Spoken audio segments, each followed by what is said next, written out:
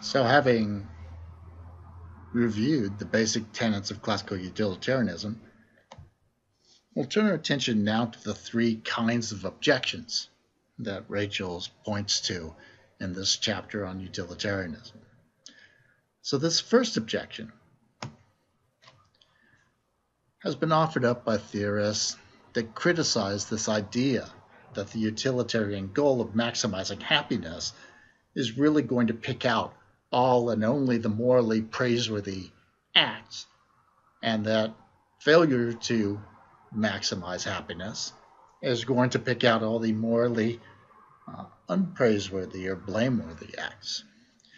Immanuel Kant gives a version of this that's not really discussed in the Rachel's chapter, but is a version of this idea. He criticizes the utilitarian goal of happiness, arguing that happiness is a sort of indeterminable goal. Another way of expressing this idea is to say that happiness is not a place, it's not an object or a skill. In short, happiness isn't an accomplishment. It's not something you can develop a plan to achieve.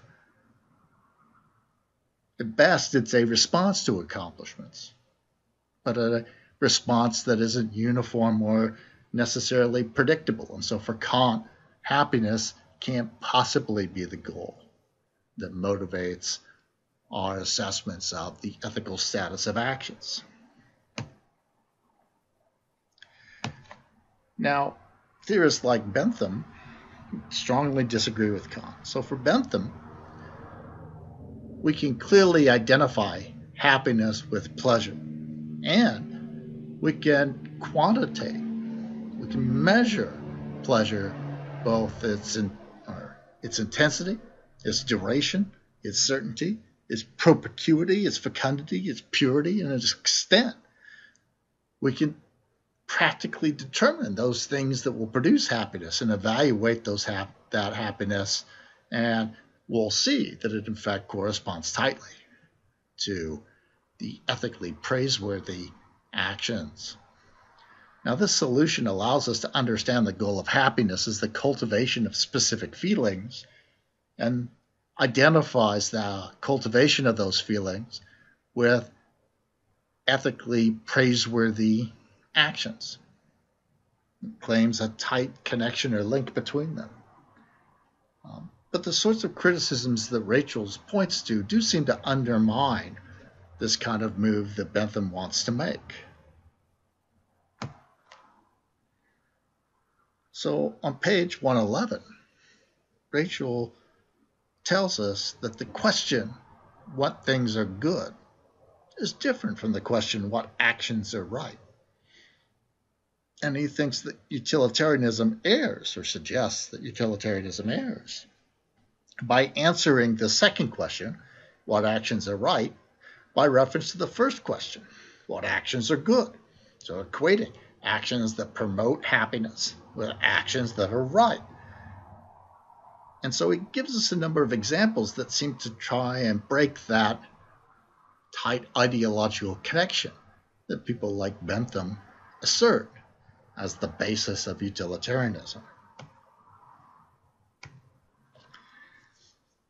So Rachel uses examples like the secret voyeur or the injured pianist, examples of people that seem to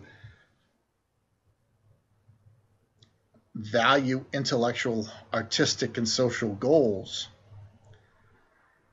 intrinsically, and not simply because they give us pleasure. And examples of people who increase their pleasure in ways that don't seem to correspond particularly well with things that we would identify as morally praiseworthy. Now, as I noted in our lecture, Mill has a response to this move.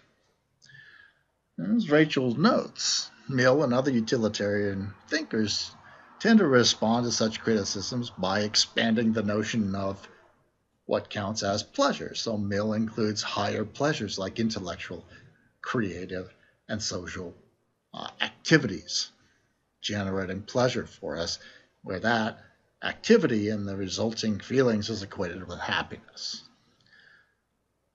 Other theorists expand the set of intrinsically valuable goals in defining happiness, equating happiness not just with pleasure, but with other pursuits or other goals. Now, these modifications do little to salvage the simple hedonistic versions of utilitarianism,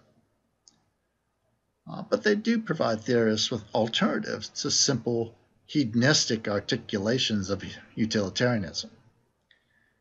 But I think Rachel's is trying to get at a different point.